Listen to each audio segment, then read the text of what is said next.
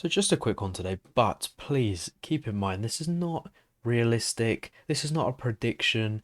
It's in the event of the Harris campaign exploding in the next 3 weeks, which I don't think is going to happen. Just understand that. But in the event that that were to occur and some interesting information was to come out, then could there be a realistic path to 400? And if so, what would it look like? And that's what we're going to go through today. So we're going to go and give all the blue states to the Democrats, and we will start our normal map, and then we will work through the states. So we're going to go off our latest prediction. Of course, if you haven't seen that, do check it out.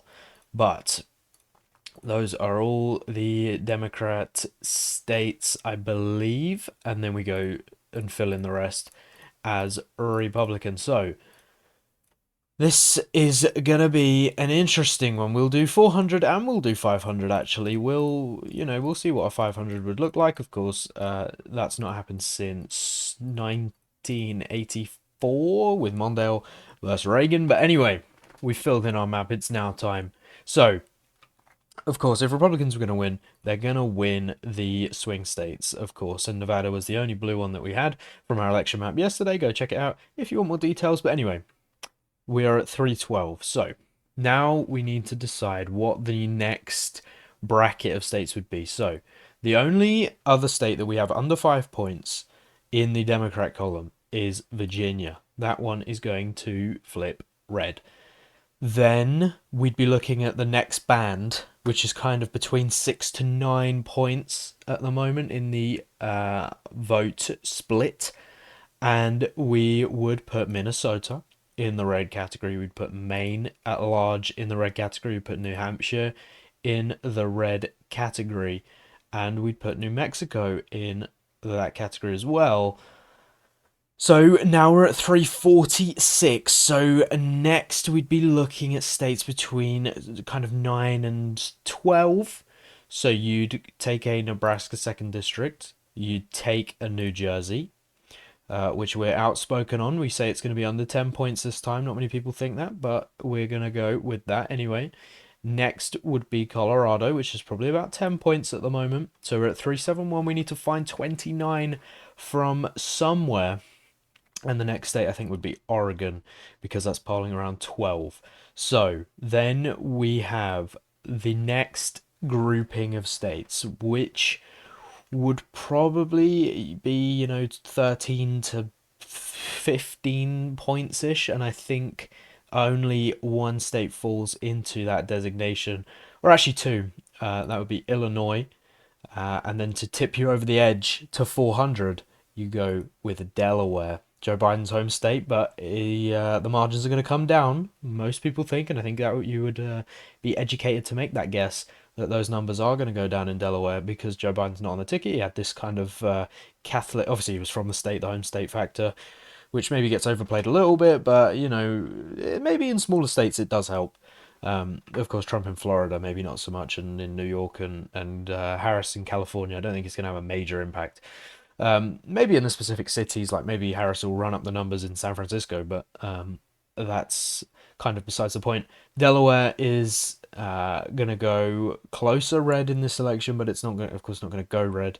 But it will be in the next band, and it will take us over the edge to 401. So then we'd be looking at how do we get to 500. So of course, if you're going to get to 500, California needs to be red because it's mathematically impossible. There's 538 in the total, or the total amount of electoral votes. So having 54, it's just not possible. So California would have to go red. But before California went red, Washington would go red. It's probably about 17-ish points at the moment. That's the margin we're thinking. New York as well. Big range on New York. It could be anywhere between 13 and 23. So New York is a big unknown really in this election, but we'll see how it goes. And that's going to be the next one to flip red. Then we'd probably go to California, which is polling around 22 points, or that's what we predict. California and Hawaii is going to tend to run quite similar to California. That's going to get us to 499. So we need to find one more from somewhere. And looking at the remaining states and constituencies, you've got DC, which of course is the bluest constituency in the country. You've got Vermont, which is the bluest state in the country. Of course, DC not a state. And then you've got Massachusetts, Rhode Island, and Connecticut, which tend to run pretty similar to each other. And then you have Maine's first district, which is deep, deep blue. That's, like 40 points up. Maryland, deep, deep blue. So you're probably looking at one of these states here. It would be nice if we could get this main one and it would be exactly 500, but that's not realistic. So it would probably be, you'd probably say out of Massachusetts, Rhode Island, and Connecticut. I did look into the polling, and I saw that Massachusetts was the deepest blue state. It's around 28 points at the moment. Connecticut and Rhode Island are actually polling around 16. I don't think they're going to be that close on election day, but they're polling around 16. So it would be one of Connecticut or Rhode Island. And by looking at the polls, I think Rhode Island had the more reliable polls. It had the higher percentage filled in the polls. It was like 93% in. All the Connecticut ones were like 90. So Rhode Island would probably be your next one to flip, but then Connecticut would follow soon after. Then it would be Massachusetts, then it would be Maryland, then probably this Maine district, then you'd be looking at Vermont, and of course DC would be last. Republicans, because of DC, will never get a complete whitewash. It's never going to happen, just because of the DC factor. It could happen the other way, because Republican, I guess it would be Wyoming, but that's, more of a conditional state basis. That could move over time. We've seen how the parties have kind of flipped that theory that the parties flipped. Maybe you could see that with Wyoming. DC is not going anywhere. It's going to stay blue forever.